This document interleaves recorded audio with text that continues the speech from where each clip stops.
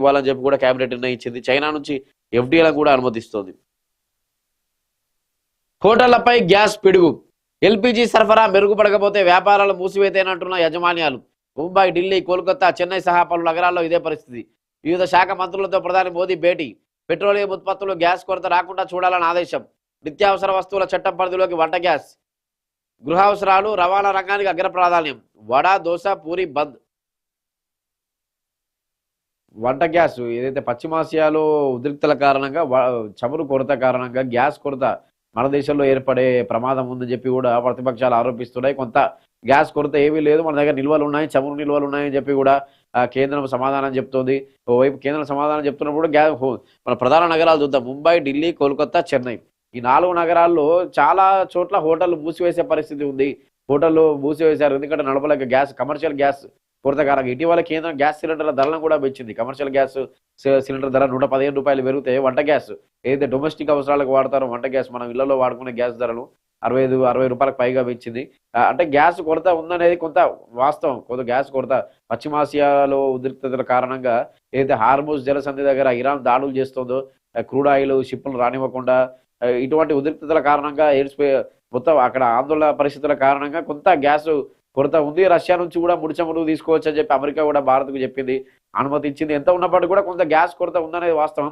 ముఖ్యంగా commercial gas మీద ఎక్కువ ప్రభావం పడే అవకాశం ఉంది. ఎందుకంటే వంట గ్యాస్ సిలిండర్లకు సంబంధించి ఎస్మా ప్రయోగించింది కేంద్రం నిన్న.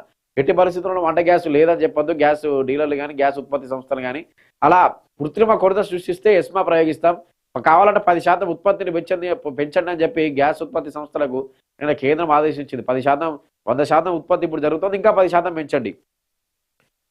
గృహ అవసరాలు, రవాణా రంగానికి ప్రాధాన్యం ఇవ్వండి అని చెప్పి కూడా కేంద్రం ఇలా చెప్పింది. నిత్యావసరాల వస్తువుల చట్టం పరిధిలోకి వంట గ్యాస్ తీసుకొచ్చింది. ఈ గ్యాస్ ఉత్పత్తి సంస్థలు ఏవైతే ఉన్నాయో వాటికి సంబంధించి కూడా ఎస్మా ప్రయోగించింది. ఎట్టి పరిస్థితుల్లోనూ కృత్రిమ కొరత సృష్టించకూడదు. గ్యాస్ కృత్రిమ కొరత సృష్టించి బ్లాక్లో అమ్ముకోవడం కానీ, బ్లాక్ మార్కెట్కు తెరదీయడం కానీ ఇలాంటివి చేయకూడదు.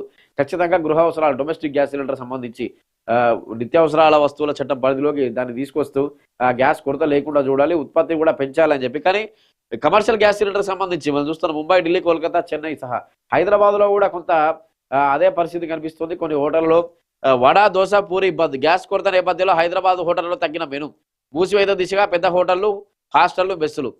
ఇప్పుడు హోటళ్ళు కానీ హాస్టల్ కానీ నడవాలంటే కమర్షియల్ గ్యాస్ పర్మిషన్ ఉంటుంది, డొమెస్టిక్ గ్యాస్ వీటిని నడిపలేరు, చాలా సిలిండర్లు కావాలి. గ్యాస్ కొరత అంటే ఎంత కొంత ఉందనే తెలుస్తుంది. గ్యాస్ కొరత కారణంగా వడ, దోశ, పూరి ఆ హోటళ్లలో, టిఫిన్ సెంటర్లలో కానీ, పెద్ద పెద్ద హోటళ్లలో కానీ ఆ మెనూలో, ఎందుకంటే ఎక్కువ గ్యాస్ కన్జ్యూమ్ చేసే వంటకాలు ఏవైతే ఉంటాయో ఈ వడ, దోశ, పూరి వీటన్నిటిని బంద్. అంటే మామూలుగా చిన్న చిన్న టిఫిన్లు, ఇడ్లీ ఇలాంటి ఆవిరితో వచ్చే టిఫిన్లు కానీ, ఇలాంటివి స్ట్రీమ్ తోటి వచ్చే టిఫిన్లు అట్లాంటివి ఏమైనా ఉంటాయో వాటిని పెడుతూ ఈ ఎక్కువ గ్యాస్ కన్జ్యూమ్ చేసే ఆయిల్ తీసుకోవడం, ఎక్కువ గ్యాస్ కన్జ్యూమ్ చేసే టిఫిన్స్ ఏవైతే ఉంటాయో వడ, దోశ, పూరి ఇటువంటి వాటిని హోటల్ మెనూలోంచి లిస్టులోంచి తీసేయడం, లేదా హోటల్లోనే కొన్ని రోజుల పాటు బంద్ పెట్టడం.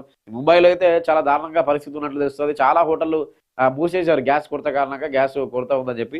హైదరాబాద్లో కూడా అదే పరిస్థితి ఉంది అని చెప్పి ఒక కథనం. వాణిజ్య గ్యాస్ సిలిండర్ల సరఫరాలు నిలిపివేయడం రాష్ట్రంపై, ప్రధానంగా హైదరాబాద్ నగరంపై తీవ్ర ప్రభావమే చూపుతోంది. గత 2 రోజులుగా రాష్ట్ర వ్యాప్తంగా ప్రధాన నగరాల్లో అనేక హోటళ్లు మూతపడుతున్నాయి. మరికొన్ని హోటళ్ల నిర్వాహకులు మెనూను కుదించేయడంతో పాటు ధరలను పెంచాయి. ముఖ్యంగా Hyderabad IT corridor hotel association తాత్కాలికంగా టీ, కాఫీలను నిలిపివేస్తున్నట్లు ప్రకటించింది. వండేందుకు ఎక్కువ సమయం తీసుకునే, ఎక్కువ నూనె వినియోగించే చపాతీ, దోశ, పూరి వంటి వంటలు తాత్కాలికంగా అందుబాటులో ఉండవని వెల్లడించింది. టిఫిన్ బండ్లు మొదలుకొని స్టార్ హోటళ్ల దాకా వంట చేయడానికి పూర్తిగా గ్యాస్ పైన ఆధారపడుతున్న నేపథ్యంలో ప్రస్తుతం తమ వద్ద ఉన్న సిలిండర్లు 1-2 రోజులకు మించి నడిపే పరిస్థితి లేదు. పరిస్థితి ఇలాగే ఉంటే మూసివేయడం తప్ప మరో మార్గం లేదు.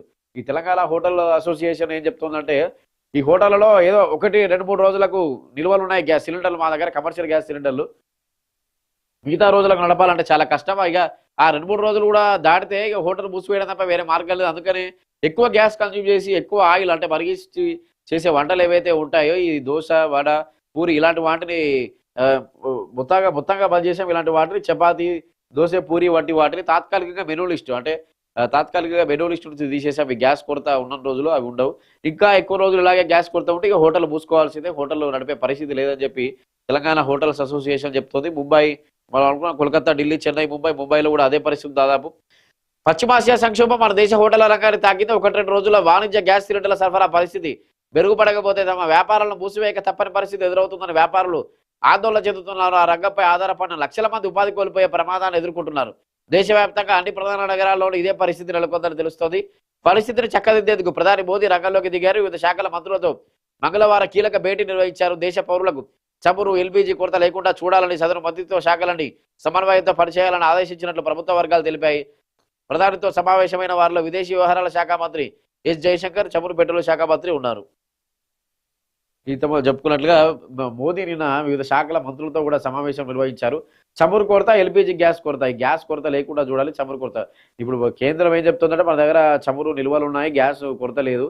కానీ మోదీ అయితే సమావేశం ఏర్పాటు చేసి చెప్పారు అవి రాకుండా చూడాలని. కేంద్రం ఎస్మా కూడా ప్రయోగించింది. నిత్యావసరాల వస్తువుల చట్టం కిందకి గ్యాస్, డొమెస్టిక్ గ్యాస్ సిలిండర్లు కూడా తీసుకొచ్చింది. ఎట్టి పరిస్థితుల్లోనూ కృత్రిమ కొరత సృష్టించదని చెప్తోంది. 10% ఉత్పత్తి పెంచడం